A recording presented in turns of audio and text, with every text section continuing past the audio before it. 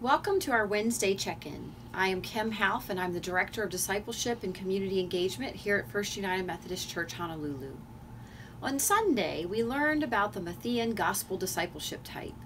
And people who are this type are energized by being the hands and feet of Christ as they serve others. They seek to fulfill Jesus' command in Matthew to go into the world making disciples through service. Since we're in the midst of the COVID-19 pandemic, it is hard for us to serve others in the ways we normally do. For instance, this year we will not be holding our Fun Fest at First event, our party for the housing disadvantaged. And we are no longer hosting Family Promise families each quarter like we have in the past. But that's why I want to tell you about what we have been doing.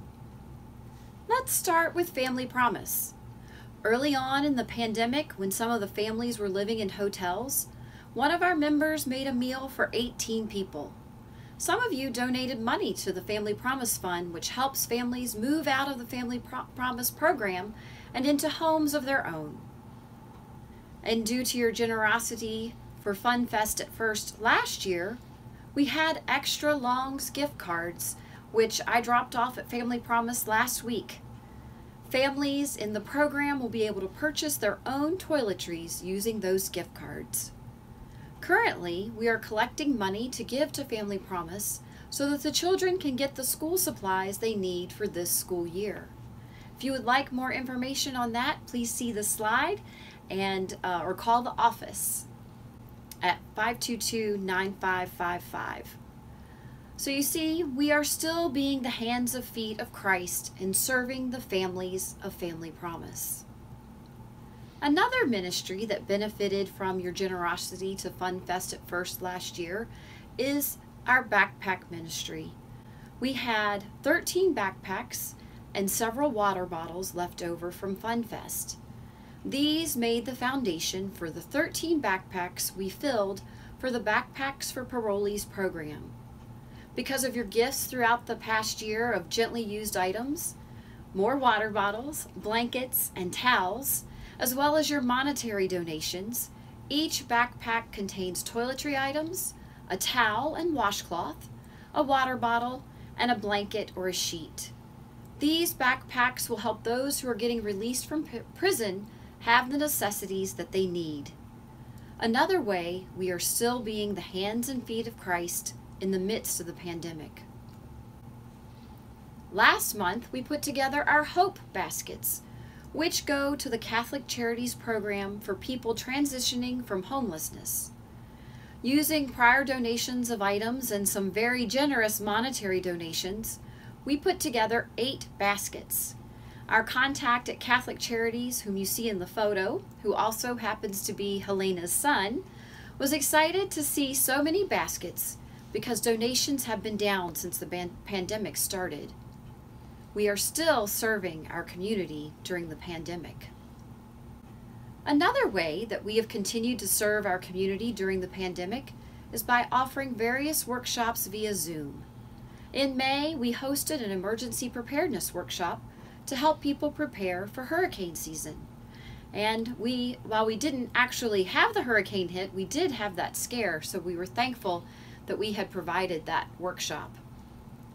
Our June workshop targeted high school students and their parents as we looked at being prepared for college.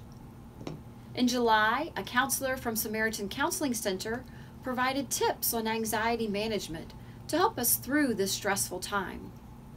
And our next workshop will be on contemplative spirituality in September, so keep an eye out for more information on that in our September newsletter.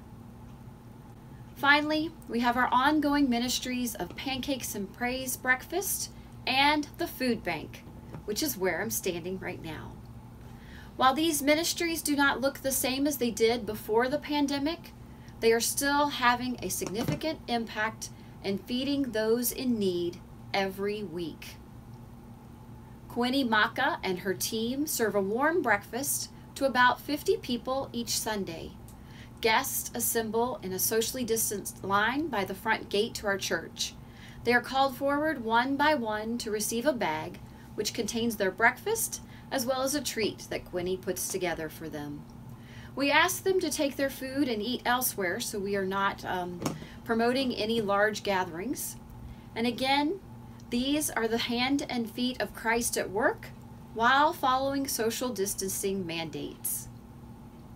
Our food bank is open 2 days a week, Mondays and Thursdays from 2 to 4 p.m. Here I am in the food bank where we put together all of the bags, but then we take our bags down to the back of the sanctuary on our food bank days. People needing food gather by the door to the sanctuary that is outside the gated area of the church. They take a number and are called by number to the table set in the doorway. After giving the required information, they receive their food. Families do have to wait a little bit longer for their food because we add in extra food for their children. Your generous donations to the food bank help us keep the food bank fully stocked, as you see here. And I just want you to know that if you or anyone you know is in need of food, please come to our food bank on Monday or Thursday between 2 and 4 p.m. to receive food. Again, the hands and feet being the body of Christ in our world today. So church, I want to thank you for serving others in the midst of this crisis. And if you would like more information on any of these projects, or if you have ideas of other ways we can be the hands and feet of Christ during this pandemic time, please call me at 522-9555, or you can email me at kim@firstumchonolulu.org.